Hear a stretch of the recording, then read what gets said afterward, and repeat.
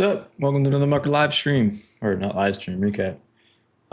It's August 14th, 2025. So I had no trades last night. The two Swiss pairs I was kind of watching, I didn't take either one of them. There was potentially a trade with kind of this CAD Swiss here. But I don't really like to trade if I have something on watch the day before and it's already kind of pushed to the target that I had originally and then pulls back for a potential entry. It's just the probability of this trade working out goes down pretty dramatically for me. So I just decided to stay out. And it may have worked out for 1R-ish possibly, but it's hard to say. The dollar Swiss did not, because the dollar kind of bullish bias started playing out. But the CAD Swiss was the potential one. The main pair I was watching was this dollar Mexican. The bias played out that we had, but it never really pulled back to give an entry. If it would have pulled back for an to value, I likely would have taken this trade. But didn't pull back. And then this Aussie Kiwi, I kind of wrote it off yesterday when we were talking about it, and it didn't play out either. So halfway through the day or so around New York, I did another quick scan of like the stuff I had on development watch here. And the two things that kind of stuck out to me was the pound yen and euro yen. So there was kind of like a euro breakdown, a yen breakdown throughout London, it seemed. Pound yen looked nice for a little while and then eventually just had this straight kind of break up. And I was watching it for a potential reversal right here in this area around like between 0.5 and 0.618 fib. But it never really decelerated or anything. By the time it started to pull back, it was well beyond 0.618 fib, kind of beyond the area in which I looked to enter a trade. And then it's just kind of gone sideways since. Euro yen, though, is still interesting to me. It's sitting at in between that 0.5, 0.618 fib level. You could take it for like a 2-to-1 to the lows. There was this potential entry right here, but it started to get later in the day, and I don't really like to take trades later into the day. So I've kind of just been watching it develop, but it's probably likely going to be on watch for me tonight, if not within the next hour or two. The 4 hours kind of meh. I don't like that it's pushing off of the 4-hour 200. There still is plenty of room to move on the daily time frame to the daily 50 and the previous lows. 1 hour price action looks all right. It's mainly right now just looking for some more deceleration and a breakdown to potentially take this trade. So that's pretty much it from the watch list I had last night. And I'm going to go build a watch list for this upcoming session, and I'll be back. What's up? And we're back. So I have a decent amount of stuff on watch tonight, actually. I've got an Aussie group and a Kiwi group, both short biases for each. And then I have a dollar group and a euro group. So the primary I have out of this Aussie group is Aussie Swiss right here.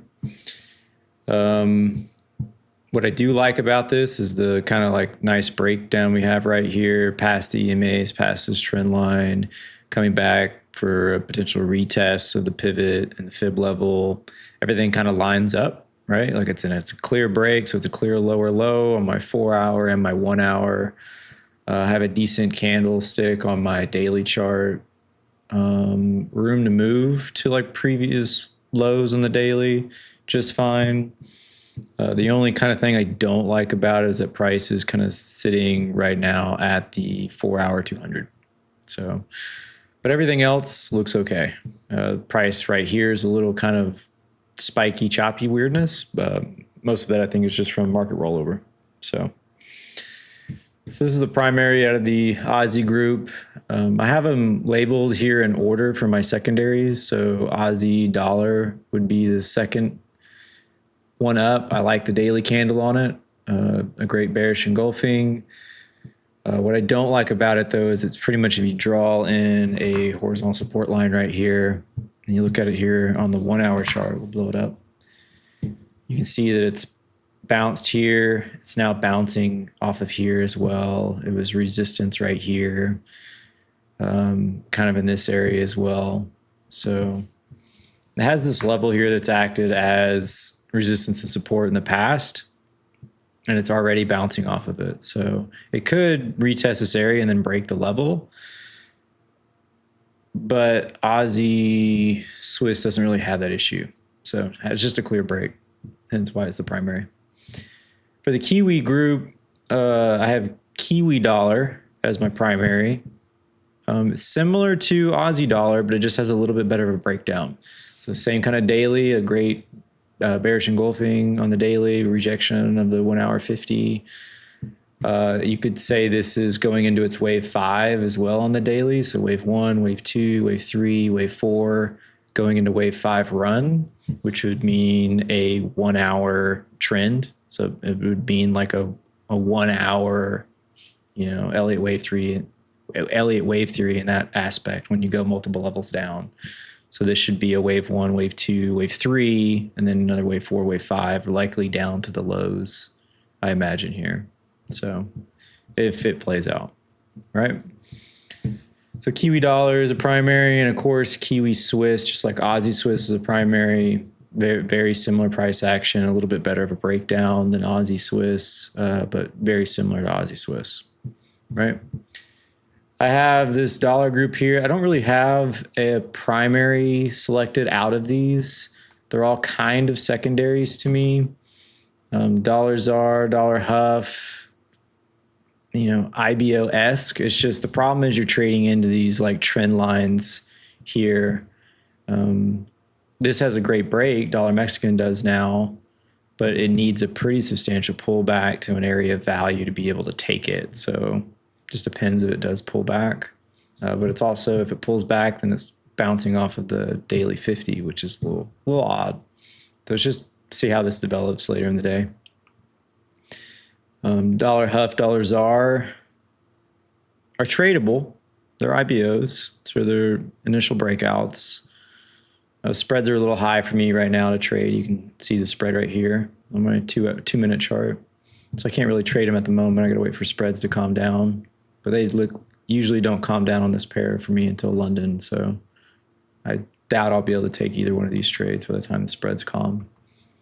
And then there's dollar yen here, which had some interesting price action, but I don't like that it's like trading right now right into this level it's kind of respected here in the past multiple different times as resistance, and it's hitting it again. So plus on all my other euros that I have short bias for yens. I have short bias for these other yen pairs. But I do have a dollar strength bias, so they kind of contradict one another. And then as well as here with this euro yen position that I mentioned earlier, I have this label as a potential primary as well. I like the breakdown, has a pretty deep pullback. I would have preferred the pullback to end around the pivot area, around, between 0.32 and 0.5 fib. It's a little higher than I would like. So I can wait for a bit of breakdown before I commit to this trade. If I do take it, I'm looking to take it similar to how I would take an ACB. So like a 2-to-1 to the recent lows is how I have it position sized right now. It's holding this trend on the 2-minute pretty nicely. So it could be taken on a break of that 2-minute trend. It could be taken later on with a break of the 10-minute EMA.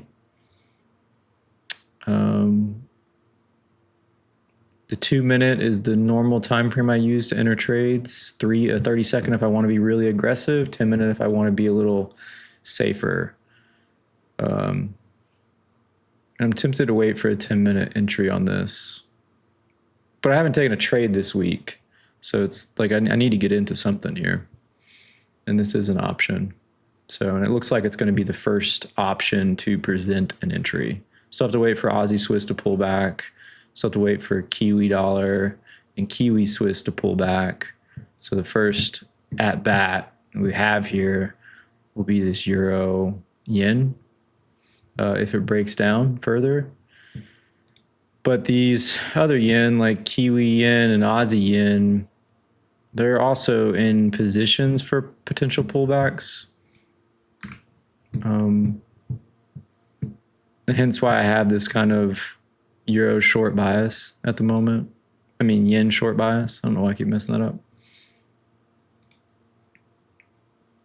So I was looking at this Kiwi Yen as well. I like the daily. Similar to the other Kiwis. It needs a little bit more of a pullback, though. So this one has potential as well. It's just Euro Yen's already pretty well there. So it's holding that 2-minute trend. Kind of has a double top-esque. I haven't looked at MACD. MACD's kind of neutral on this at the moment, so it doesn't really help much for us. The 4 hours is a little weird, but if this starts to break down now, then the 4 hours is going to close with a high test. So, and if you just delete all the indicators and look purely at the price action of it, it is a breakdown. It is a clear lower low. This is potentially a lower high.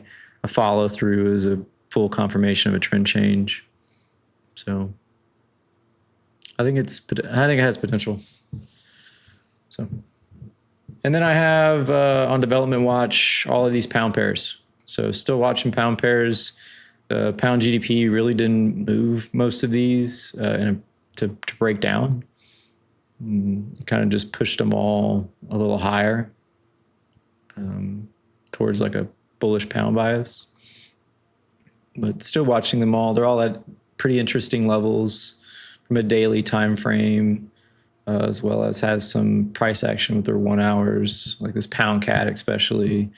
You know, a real nice kind of just upward flow of price action, and now it's hitting some interesting daily levels. So a breakdown from here would be a pretty quality IBO or CBO. So, but likely these pound pairs I don't think are going to present themselves, it looks like, at this point until next week, since we're going into the last session of the week here tonight. Either way, that's my watch list for tonight, and I will catch you guys next week. See ya.